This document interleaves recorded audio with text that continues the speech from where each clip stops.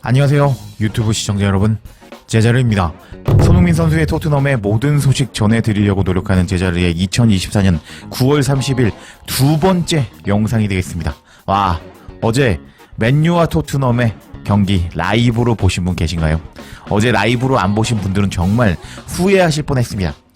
퍼거슨 감독 시절부터 원정팀들의 무덤이라고 불렸던 올드 트래포드 경기에서 손흥민 선수가 없는데도 불구하고 토트넘은 맨유를 쳐 바르기 시작했고, 결과적으로 맨유 원정 경기에서 3대0으로 승리하면서 맨유를 철저하게 박살내 버렸습니다.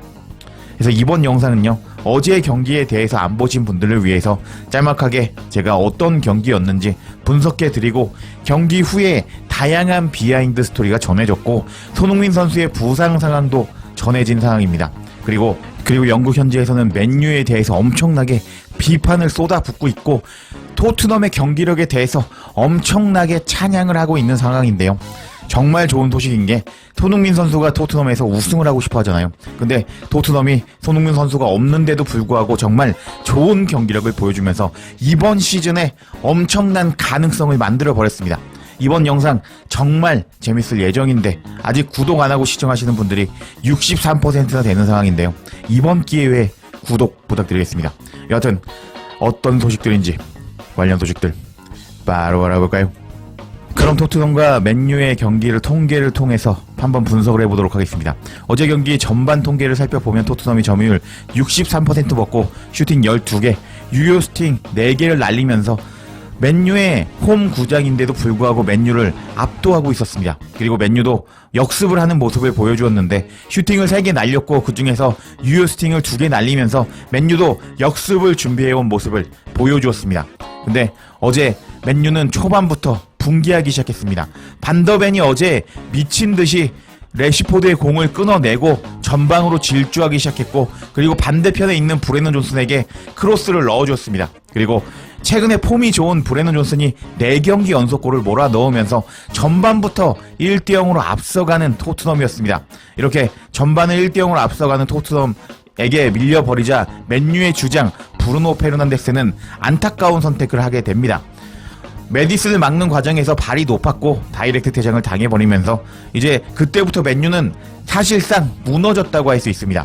그리고 후반이 시작이 되었고 맨유는 점유율을 42%까지 끌어올리면서 공격하는 모습을 보여줬고, 슈팅을 8개나 때렸지만 유효 슈팅이 한 번도 나오지 않으면서 실속을 챙기지 못하고 있었습니다. 반면에 토트넘은 점유율 58% 먹고 전반과 똑같이 슈팅 12개, 그리고 유효 슈팅 6개, 큰 기회를 6개나 만들면서 정말 압도적인 경기력을 보여주고 있었습니다. 그래서 후반전에는 어떻게 골이 나왔느냐, 맨유가 라인을 올리고 공격을 하고 있었습니다. 라인을 올리고 공격하고 있었는데, 그렇게 되자 솔랑키와 존슨 그리고 셉세비가 3명이 연계 플레이를 보여주면서 솔랑키가 헤더로 존슨에게 패스를 전방으로 넣어주었고, 존슨이 자기가 잘하는 거 있죠, 오른쪽 사이드로 들어가서 크로스를 넣어준 것이 맨유 수비 맞고 셉세비에게 전달이 되었고, 셉세비가 아크로바틱하게 밀어 넣으면서 후반 2분 만에 추가골을 넣어버리면서 맨유는 그때부터 끝났다고 할 수 있었습니다. 그리고 토트넘은 거기서 끝나지 않았고 솔랑키가 또 3경기 연속골을 넣어버렸는데요. 코너킥 상황에서 파페사르가 헤더를 돌려 넣은 것을 솔랑키가 절묘한 위치 선정 능력을 보이면서 그 공을 골대 안으로 밀어 넣으면서 3대0으로 맨유를 원정에서 박살내버린 토트넘이었습니다. 정말 대단한 솔랑키, 존슨, 셉셉이었습니다. 그리고 어제 조금 아쉬웠던 점은 바로 베르너였는데요.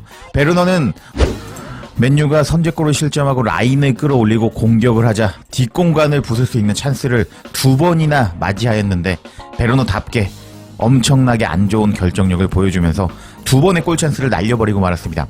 39분 키퍼와 1대1 상황에서 골을 못 넣었고, 그리고 56분에도 키퍼와 1대1 상황이 연출되었는데 골을 넣지 못한 베르너였습니다. 만약에 손흥민 선수가 선발로 나왔더라면요, 어제 그 2번의 찬스에서 최소 한 골을 넣어줬을 토트넘이었기 때문에 어제 베르너는 추가 득점을 더할 수 있는 토트넘의 공격에서 개발을 보여줬습니다.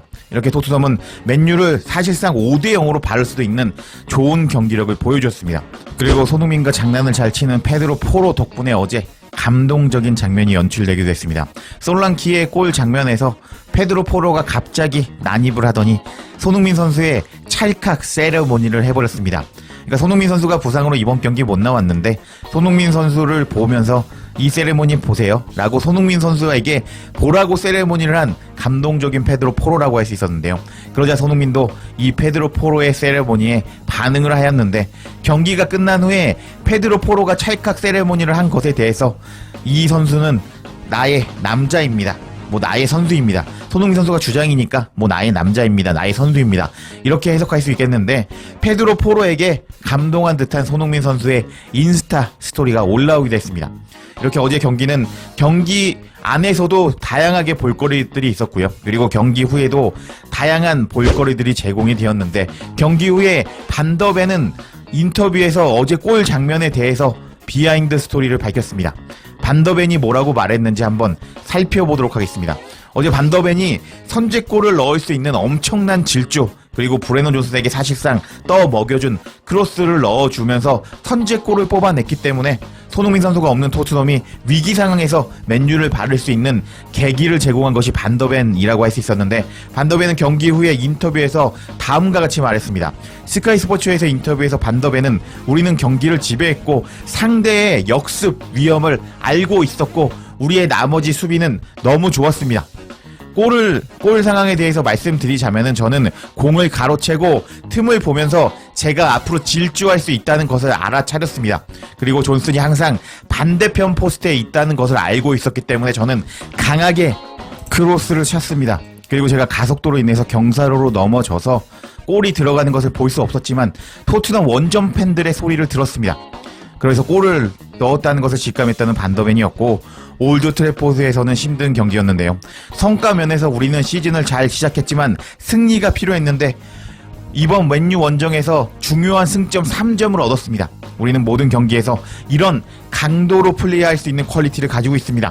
하면서 반더벤은 어제 정말 엄청난 질주와 크로스를 넣어주었는데 그 비하인드 스토리에 대해서 밝히기도 했고, 어려운 맨유 원정에서 승리를 챙겼고 우리는 이런 멋진 경기력을 할 수 있는 경기력을 보였다면서 경기 후 소감을 밝히는 반더벤이었습니다. 반더벤이 이렇게 가끔 올라와서 역습을 시도하는 모습을 보여주고 있는데요. 이런 역습은 정말 막을 수가 없는 미친 스피드를 보여주고 있는데 반더벤은 정말 괴물과 같은 수비수인 것 같습니다. 맨유는 어제 역습 플레이를 준비해서 나왔는데요. 그런 맨유에게 빠른 선제골을 넣을 수 있게 만들었던 것이 반더벤의 미친 스피드와 그리고 반더벤의 미친 크로스 덕분이었다고 할 수 있었기 때문에 토트넘의 이번 승리에 반더벤의 기여도가 상당히 높다고 할 수 있겠습니다. 이런 상황에서 경기 후에 엔제 감독은 손흥민 선수의 부상 상황에 대해서 밝히기도 했습니다. 엔제 감독은 손흥민 선수는 상태가 어떤가요? 라는 질문을 받았는데 소니의 상황에 대해서 지켜봐야 됩니다. 소니는 아마 토트넘 라운지에서 경기를 봤을 텐데 너무 기뻐서 뛰어다니고 있을 겁니다.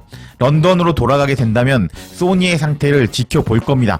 너무 나쁘지 않기를 바라보겠습니다. 하면서 손흥민 선수가 언제 복귀한다고는 정확하게 말해주지 않는 엔제 감독이었습니다. 자, 이렇게 엔제 감독이 손흥민 선수의 부상에 대해서 정확하게 밝히지 않은 것에는 여러 가지 이유가 있겠지만 현재 손흥민 선수는 햄스트링 부상으로 알려져 있습니다. 보통 햄스트링 부상의 경우 2-3주는 경기에 나올 수 없는 것이 기본적인 것이 맞습니다. 근데 그동안 손흥민 선수는 햄스트링이 안 좋아도 일주일 만에 복귀하는 미친 회복력을 보여주긴 했는데 이번 엔제 감독의 인터뷰를 보면 손흥민 선수를 부상에서 아껴주고 싶어하는 그런 의도를 알 수가 있었습니다. 근데 오늘 한국의 홍명보 감독님께서는 이제 국대 명단 2기를 발표할 상황인데요. 이렇게 손흥민 선수가 부상인 것이 확실해졌는데 홍명보 감독이 손흥민 선수를 차출한다면은 그것은 정말 말도 안 되는 자기 자신의 이익을 위해서 선수의 선수 생명을 깎아먹는 선택이라고 할 수 있겠는데요. 홍명보 감독이 이번 2기 소집에서 손흥민 선수를 제외하기를 기원해 봐야겠습니다.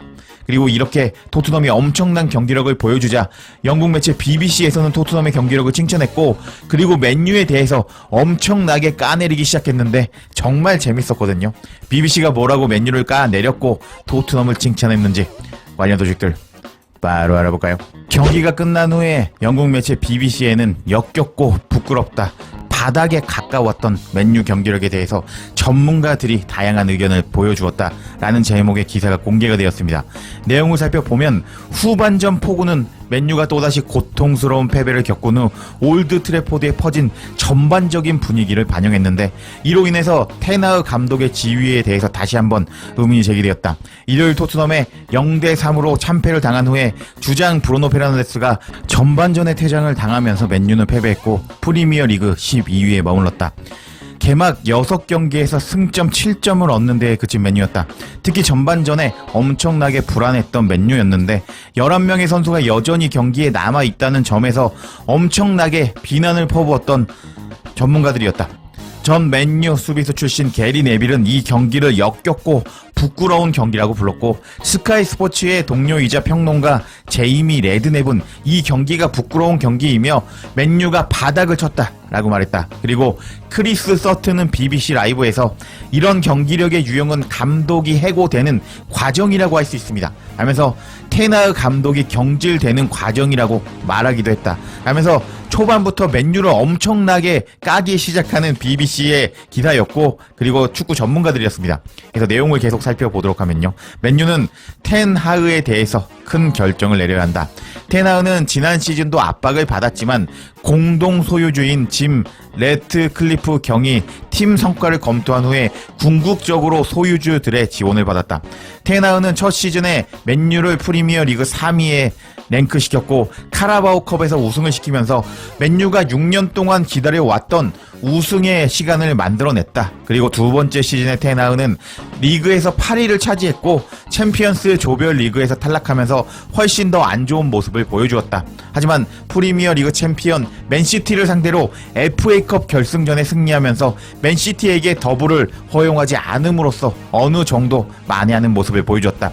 그렇지만 24-25 시즌 이 시작되면서 54세의 테나흐 감독의 지휘하에 맨유가 올바른 방향으로 나아가고 있다는 확신을 갖기는 더욱 어려워졌다 하면서 테나흐 감독의 지난 두 시즌 동안 우승컵을 따는 모습을 보여줬지만 전반적으로 성적은 안 좋아지고 있고 이번 시즌에는 더 안 좋은 성적을 보여주면서 12위의 자리에 머물러 있다고 까기 시작했습니다. 그래서 내용을 계속 살펴보도록 하겠습니다. 저는 그들이 이번 주에 큰 결정을 내려야 한다고 생각합니다. 테나흐의 시간이 다 되었을지도 모른다고 생각이 듭니다 하면서 프리미어 리그 미드필더 출신 로비 세비지가 BBC 라이브에서 말했다고 합니다. 그리고 스카이 스포츠에서 인터뷰에서 게리 네빌은 다음과 같이 말했습니다. 테나흐 감독 시절에 본 경기력 중에서 가장 최악의 경기력이었습니다. 정말 대단합니다 라면서 비꼬는 게리 네빌이었고, 그리고 맨유 출신 애슐리 영은 선수단끼리 위기 대응 회의를 열어야 한다고 말하기도 했습니다. 그리고 게리 네빌은 계속 맨유의 경기력에 대해서 멘탈이 깨진 모습을 보여주었는데, 오늘 맨유는 얼마나 낮은 곳까지 떨어졌는지에 대해서 봤는데 너무 충격을 받았습니다. 오늘은 맨유가 보여줬던 경기력 중에서 가장 안 좋은 경기력 중에 하나였습니다 라면서 맨유의 경기력이 너무 안 좋았다고 바닥을 찍었다고 말하는 게리 네빌이었습니다. 그리고 레드넵은 스카이 스포츠에서 다음과 같이 맨유를 비난했습니다. 저는 테나흐가 어떻게 감독직을 유지할 수 있는지 전혀 모르겠습니다. 그는 완전히 방황하는 것처럼 보였고 그는 상황을 바꿀 수 있는지 전혀 그런 모습을 모르는 것 같이 보였습니다.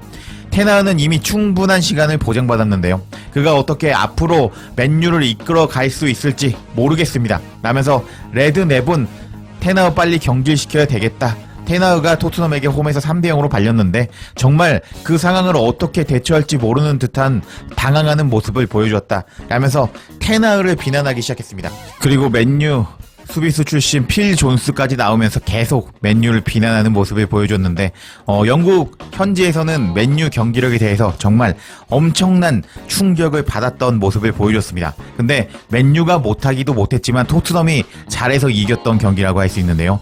토트넘의 경기력에 대해서 칭찬하는 BBC였습니다. BBC에서 뭐라고 토트넘의 경기력을 칭찬했는지 한번 살펴보도록 하겠습니다. 뛰어난 토트넘은 빅4의 도전이 가능하다 라면서 어제 맨유를 원정에서 발라버리자 토트넘이 그 전까지는 뭐 경기력은 좋았는데 골을 못 넣었기 때문에 평가가 안 좋았거든요. 그래서 어제 경기가 사실상 맨유가 나락을 가느냐 아니면 토트넘이 나락을 가느냐, 나락행을 결정하는 경기였다고 할 수 있는데, 맨유는 추락하게 되었고 토트넘이 반등하게 되자 영국 매체에서는 토트넘을 칭찬하기 시작했습니다. 토트넘은 맨유보다 한 단계 높은 경기력을 보여주었고, 개막전에 5경기에서 뉴캐슬과 아스날에게 패배하는 모습을 보여주었지만 어제 경기력은 좋았다. 토트넘은 올드 트래포드 원정에서 압도적인 모습을 보여주면서 3골을 넣었고 예상골 값은 5.33을 기록했고, 엔제 감독의 이끄는 팀은 맨유의 단점을 최대한 활용했다. 네빌은 부상당한 주장 손흥민이 없는 상황에서도 토트넘이 맨유를 무너뜨리는데 뛰어났다고 말했다. 토트넘은 정말 잘했습니다. 토트넘이 보여준 성과에 걸맞은 점수를 얻었습니다. 최근 몇 주 동안 몇 가지 질문을 받았던 엔제 감독에게는 정말 좋은 날이었습니다. 그리고 오스만이라는 사람도 토트넘에 대해서 언급했는데, 경기 전에 이 경기에서 이기는 것의 중요성에 대해서 이야기했는데요. 토트넘은 빅4에 도전하는 팀처럼 보였던 반면에 맨유는 어수선해 보이는 팀이었습니다. 하면서 맨유는 비난을 받았고 토트넘은 이제 빅4를 노릴 수 있는 엄청난 경기력을 보여준 팀이 되었다고 평가를 하였고, 게리 네빌은 토트넘의 에이스 손흥민이 없는데도 불구하고 토트넘은 이렇게 정말 좋은 경기력을 보여줬다면서 토트넘의 경기력을 극찬하기 시작했습니다. 와, 정말 대단하다고 할 수 있겠죠. 어제 손흥민 선수가 안 나오고 토트넘이 또 3대0으로 맨유를 원정에서 박살내자 손가들이 등장해서 손흥민 없으니까 경기력이 더 좋던데, 이런 말도 안 되는 댓글을 달기 시작했는데, 저는 이번 경기 전부터 제 영상 꾸준히 보신 분들은 아실 텐데요. 저는 맨유가 트벤테와 경기에서 무승부를 기록했는데 맨유의 공격 작업이 좋지 않다고 제 이전 영상을 통해서 다 설명을 해놨습니다. 그래서 이번 경기는 맨유의 승리는 없는 경기라고 보고 있었는데 그만큼 토트넘이 유리하다고 보고 있었습니다. 근데 토트넘이 3대0으로 압도적으로 맨유를 원정 가서 박살낼 줄은 몰랐었는데, 여하튼 이렇게 맨유가 이번 경기 불리하다고 보고 있었던 저였습니다. 근데 이렇게 손흥민 선수가 없는 상황에서 토트넘이 맨유를 3대0으로 박살내 버리자 손가들이 등장해서 손흥민 선수를 비난하고 있었는데, 제가 보기에는 손흥민 선수가 나왔으면은 거의 5대0, 7대0까지도 갈 수 있는 경기였습니다. 자, 그럼 이제부터 손흥민 선수가 현재 부상 상황인데, 손흥민 선수가 복귀한다면 토트넘의 공격력이 정말 엄청나게 더 강해지면서 무적이 되는 이유에 대해서 설명을 드려보도록 하겠습니다. 현재 브레넌 존스는 엔제 감독의 양아들이라고 이제 불릴 만큼 거의 골을 넣으라고 패스 지원을 받는 모습을 보여주고 있습니다. 그런데 결과가 안 나타났다면은 정말 나쁜 전술이었고 나쁜 선택이라고 할 수 있겠는데, 지금 브레넌 존스는 4경기 연속골을 넣고 있습니다. 코벤트리 시티와 경기에서 이제 결승골을 넣으면서 자신감을 회복한 브레넌 존스는 지금 꿀벌과 경기에서도 골을 넣었고, 그리고 카라바카 경기에서도 골을 넣었고, 이번 맨유와 경기에서까지 골을 넣으면서 정말 엄청난 기세를 보여주고 있습니다. 그리고 솔랑키도 3경기 연속골을 넣으면서 정말 엄청난 기세와 골 감각, 그리고 엄청난 위치 선정을 보여주고 있는 솔랑키인데요. 솔랑키가 이렇게 잘 위치하면서 골을 잘 받아먹는 선수인지 몰랐는데, 현재까지 보면은 과거의 이탈리아의 인자기가 생각나는 위치 선정 능력을 보여주고 있는 솔랑키입니다. 이 3골 모두 엄청난 위치 선정으로 골을 넣어버린 솔랑키였거든요. 그리고 한국 팬들은 존슨과 솔랑키가 잘하면은 손흥민 선수한테 위기가 오는 것이 아니야? 라고 생각하실지도 모르겠는데요. 근데 존슨과 솔랑키의 이렇게 절정으로 올라온 골 감각과 기세는 손흥민 선수에게도 도움이 될 예정입니다. 어제 경기 보신 분들은 아시겠지만 손흥민 선수 자리에 베르너가 선발로 나왔는데, 이 베르너는 손흥민 선수였다면은 그냥 넣었을 2번의 골 장면을 그냥 막혀버리는 모습을 보여줬습니다. 그만큼 존슨과 솔랑키가 기세가 올라오게 되고 이 선수가 골을 많이 넣게 된다면은 당연히 상대팀 수비수들은 솔랑키와 존슨에게만 집중할 수밖에 없는데요. 이런 상황에서 토트넘이 선제골을 넣게 되면은 손흥민 선수는 어떤 공격수라고 할 수 있나요? 라인을 확실히 스피드로 부수는 라인 브레이커라고 할 수 있는데, 존슨과 솔랑키의 엄청난 골 감각이 이어지면서 토트넘이 선제골을 넣어버렸다? 그럼 상대팀들은 수비 라인을 올리고 올라올 수밖에 없습니다. 왜냐면 토트넘한테 계속 두드려 맞으면서 수비만 할 수만 없으니까 말이죠. 그런 상황에서 손흥민 선수는 상대의 라인을 부셔버리면서 더 많은 골을 넣어버릴 수가 있는 찬스가 생기게 되는 것입니다. 그렇기 때문에 존슨과 솔랑키의 이 지금 엄청난 골 감각과 연속골 행진은 손흥민 선수한테 더 좋은 상황이 된다고 할 수 있겠고, 이 두 선수에게 수비가 쏠리면서 그동안 손흥민 선수만 막아왔잖아요. 손흥민 선수가 그동안 토트넘에서 키패스를 다 뿌려주고 있었고 계속 엄청난 골 결정력을 보여주면서 손흥민 선수가 막아야 되는 1순위 선수였다면은 이제는 존슨과 솔랑키도 막아야 되는 상대 수비수들이기 때문에 손흥민 선수는 조금 더 자유를 얻을 것이고 더 많은 골 찬스를 얻게 될 것입니다. 그래서 앞으로 손흥민 선수가 언제 복귀할지는 솔직히 모르겠어요. 개인적으로는 후반에 교체만 되면서 홍명보 감독이 손흥민 선수를 안 불렀으면 좋겠는데 아마 부를 것 같거든요. 여튼 이렇게 솔랑키 그리고 존슨 이 두 명의 선수의 활약으로 앞으로 토트넘은 손흥민 선수가 복귀만 한다면은 엄청난 막을 수가 없는 무적의 공격을 가지게 될 것으로 보입니다. 프리미어리그 오래 보신 분들은 최전방 공격수가 정말 엄청난 폼을 계속 보여줄 때 정말 엄청난 파괴력을 보여준다는 것을 이미 알고 계실 텐데요. 어떤 팀이 있었느냐? 리버풀에 마누라가 있었습니다. 마네, 피르미노, 살라, 이 엄청난 세 명이 최전방에서 엄청난 연계를 보여주면서 상대 수비를 다 부셔버리는 마누라 라인을 보여주었는데, 이렇게 지금 존슨과 솔랑키가 확실히 살아나면서 손흥민 선수는 월드클래스 공격수라고 할 수 있기 때문에 부상에서 복귀한다면은 우리는 어쩌면은 토트넘의 최강 공격 조합을 보게 될지도 모르겠습니다. 손흥민 선수가 복귀만 한다면 토트넘이 강해질 수밖에 없는 이유, 토트넘의 공격이 무적이 될 수밖에 없는 이유에 대해서 설명드려봤는데 공감하신다면 댓글로 많은 공감해주셨으면 감사하겠습니다. 여하튼 이렇게 손흥민 선수가 없는데도 불구하고 토트넘이 맨유를 원정에서 박살내버리면서 이제 토트넘은 앞으로 계속 상승 기류를 탈 예정인데요. 우리는 과거에 레스터가 프리미어 리그에서 우승을 하는 모습을 지켜봤습니다. 그때 레스터가 프리미어 리그 우승을 하게 된 이유는 다른 프리미어 리그 클럽들이 못했던 것도 있지만 레스터의 기세가 한번 올라왔고 그때 좋은 선수들이 있었고, 그리고 그렇게 한번 올라왔던 기세가 끊기지 않으면서 시즌 마지막까지 이어졌기 때문에 레스터 시티가 우승을 할 수 있었다고 할 수 있겠는데요. 이렇게 기세가 올라온 토트넘이 이번 기세가 끊이지 않으면서 손흥민 복귀 시점과 함께 시너지 효과가 터지면서 토트넘이 우승하기를 기원하며 영상 마치겠습니다. 제자리에 영상 놓치지 않도록 알림 설정해 주실 것을 부탁드리며 영상 마치겠습니다. 구독과 좋아요, 댓글은 사랑입니다. 감사합니다.